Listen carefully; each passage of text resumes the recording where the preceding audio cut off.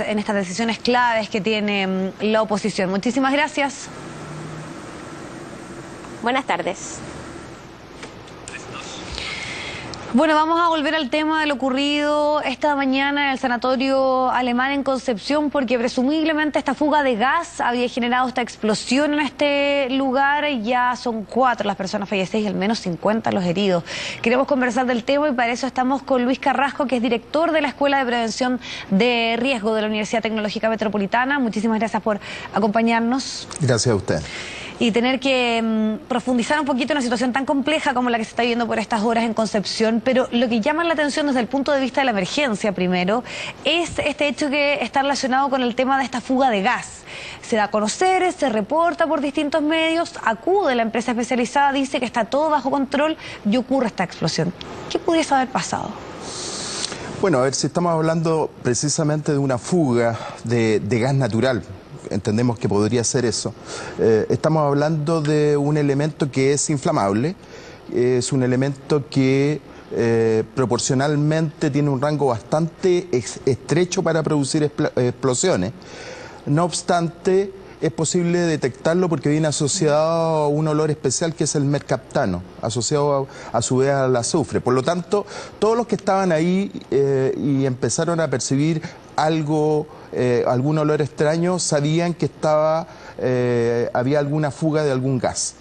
Y si vinieron las mediciones, en algún momento puede haber quedado algún bolsón de gas de combinación en alguno de los recoecos, bodegas, espacios del hospital que no fue dimensionado. Por lo tanto, con la información que hoy día manejamos hasta este momento, sabemos que en algún momento se hizo evacuación, después parece que hubo una contraorden y se produce la explosión. Por lo tanto, alguien evaluó en determinado momento que ya no había peligro, no obstante se produce esta combinación que va desde el 4% al 14% de combinación de este gas con el oxígeno presente, y al haber alguna chispa, alguna fuente de calor, llama, se producen este tipo de explosiones. Exacto, porque ahí además también tenemos la información que efectivamente lo último que nos dijo el ministro era que 2 de los fallecidos al parecer eran pertenecientes a esta empresa Gasur, y otro de los fallecimientos ya corroborados por las autoridades es una persona que trabajaba en la cafetería. Por lo tanto, ahí hay ciertos vínculos que uno puede hacer de que este bolsón de gas que pudo haber quedado dando vuelta tiene relación también con el tema de la cafetería donde hay una de las personas fallecidas. Es probable. Aquí vamos a tener que ir develando alguna información que todavía no se sabe, de gente que vivió el episodio, pero entendamos que ya el solo hecho de estar frente a una fuga de gas, que estamos hablando de un gas que es derivado del petróleo, por lo tanto es inflamable, puede producir explosiones como esta y aún superiores. Ahora, ¿qué tan complejo es? Porque uno sabe que cuando uno siente un poco el olor a gas, una fuga de gas en una casa, es una situación de emergencia. Aquí estamos pensando en un hospital, o sea, todos los elementos que obviamente dan función, quiero decir, a un lugar como este. Pero acá se habla de que el impacto se sintió 5 cuadras a la redonda. El efecto de una fuga de gas es gigantesco. Bueno, hace algunos meses atrás tuvimos también un evento, si se recuerdan, de una casa abandonada en la quinta región, y también el equivalente eran a unos cuantos balones de gas por medición de la misma empresa, y lo que produjo prácticamente que desapareciera la casa y las casas vecinas. Cuando estamos hablando de estos volúmenes de gas, pueden producir ondas expansivas, destrucciones impensadas. Todo lo que es estructura liviana desaparece. Hablemos de ventanales, tabiquería, y aquellas que no están recubiertas como metales pueden recibir un impacto tal que haga que éstas se flecten o muestren visiblemente problemas.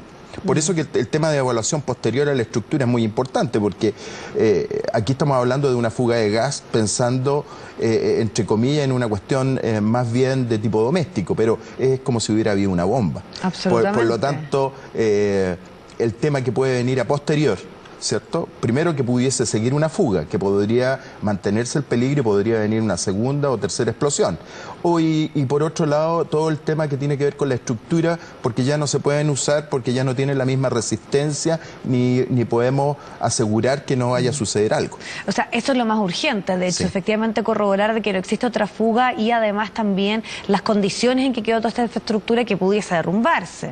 Y la misma explosión pudo haber producido efectos sobre el sistema de distribución. Generalmente las empresas, cuando hacen esta distribución por tubería, hacen un corte general desde un manifold para evitar que el gas técnicamente siga fluyendo. Pero podemos pensar que hay todavía algunos rezagos, algunas cantidades de gas en algún sector aislado. Y eso es lo que de alguna forma hay que ir ventilando y sacar de ahí para evitar que haya otra explosión. Otra cosa que llama la atención que uno imagina que efectivamente en lugares como un hospital o un colegio las medidas de seguridad respecto al gas son mayores, sobre todo si estamos pensando en un centro de atención hospitalaria. ¿Están así o los riesgos son igual independiente de lo que puede ocurrir por un accidente o por un balón en una casa? Bueno, lo que sucede es que el ser humano tiende a pensar que no hay tanto riesgo. Como no vivimos diariamente explosiones, como no vivimos diariamente incendios por este elemento, son elementos inflamables que siguen siendo muy riesgosos, así como también lo es la electricidad, y finalmente convivimos con eso y le puedo asegurar que en muchas partes hay fugas de gas y la gente lo toma como algo que tiene que solucionar, pero en ningún caso hace una evacuación o lo toma como una alerta mayor en donde hay que preocuparse de que no vaya a suceder un incendio o una explosión. Absolutamente. Estamos revisando un video que sería interesante también que en sus casas pudiesen ver porque, si no me equivoco, es como, claro, la salida de alguna gente, me imagino que tiene que ver con el momento en que se alerta de que efectivamente hay una fuga de gas. Y vamos a ver precisamente el momento en que ocurre la explosión.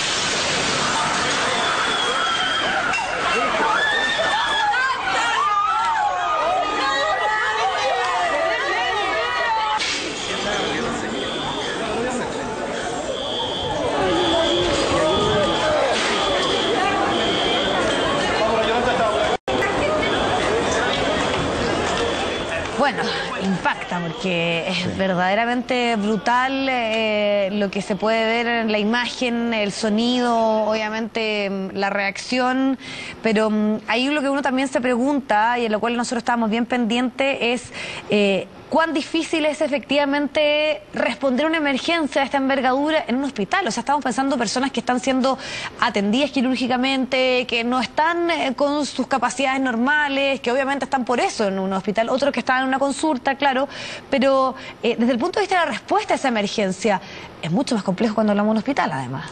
Sí, pero generalmente los funcionarios hospitalarios están con instrucción para poder desplazar en este caso, gente que no es valiente, gente que es dependiente de algunas máquinas, pero en definitiva lo que se requiere ahí previamente es mucho entrenamiento y ya algo que es deficitario al nivel hospitalario, que son evacuaciones.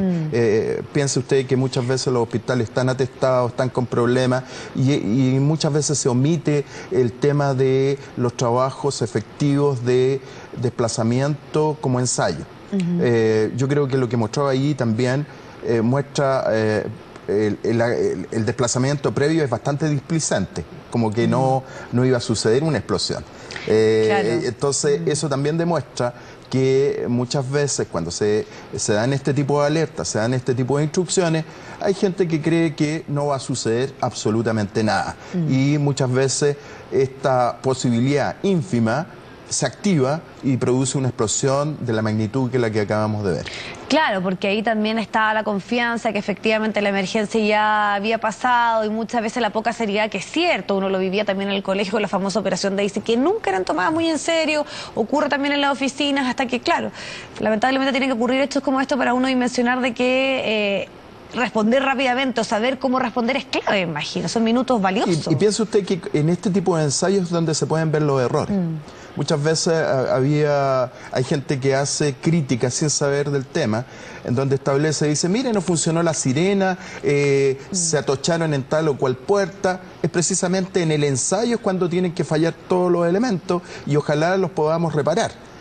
Precisamente cuando empezamos a darnos cuenta que nos atochamos en la puerta o no funcionaron tal o cual elemento después de las explosiones, ya es demasiado tarde.